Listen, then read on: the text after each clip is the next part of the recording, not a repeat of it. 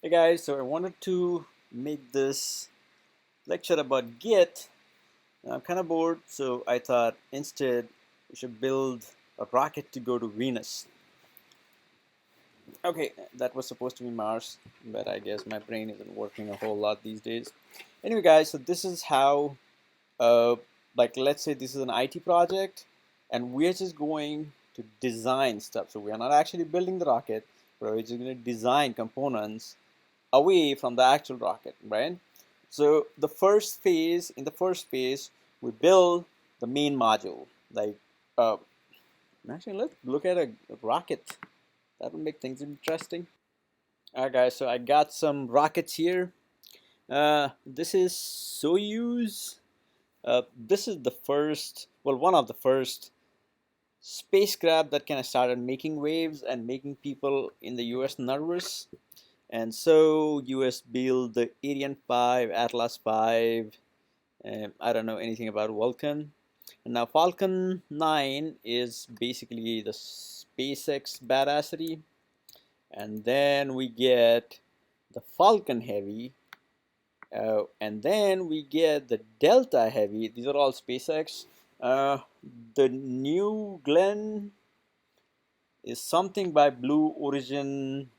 Uh, Company, and I don't know if it actually exists or is imaginary. And then the next phase of the interplanet travel is going to be Saturn V. All right.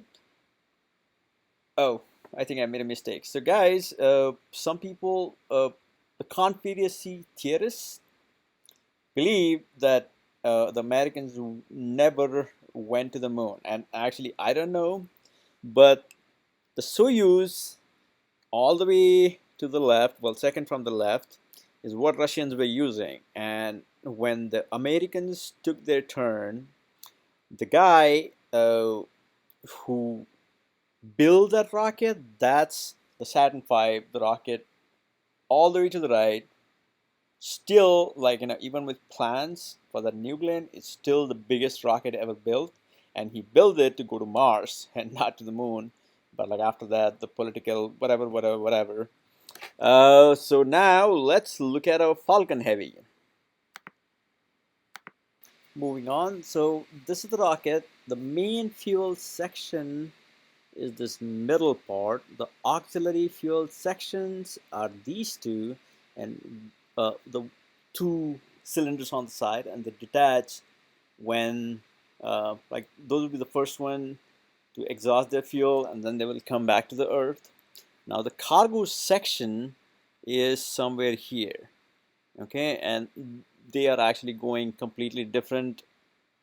So let's just say this is not, let's just say this is actually the cargo section, and then this guy is the Dragon capsule, which is supposed to carry people, and let's say somewhere in here is the space lander.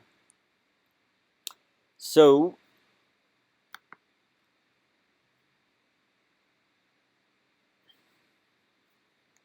now the first thing we're going to do is we're going to put together a design for the main fuel section. Now, when we're doing this, there's not going to be just one person working on this. There are going to be like 100 people, but all those 100 people, all their work is related to one entity.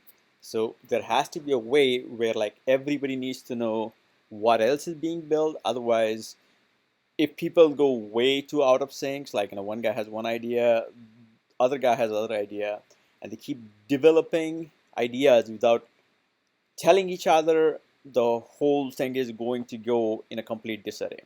So they need a way to collaborate. And the second thing that they need is every change that they make, like every day they're going to come up with ideas.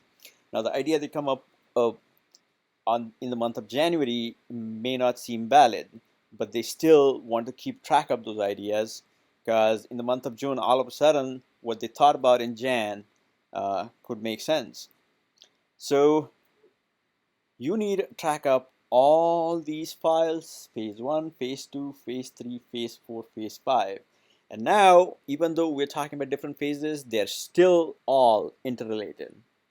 All right, so this is where Git helps out. But let's talk a little more about how we store code.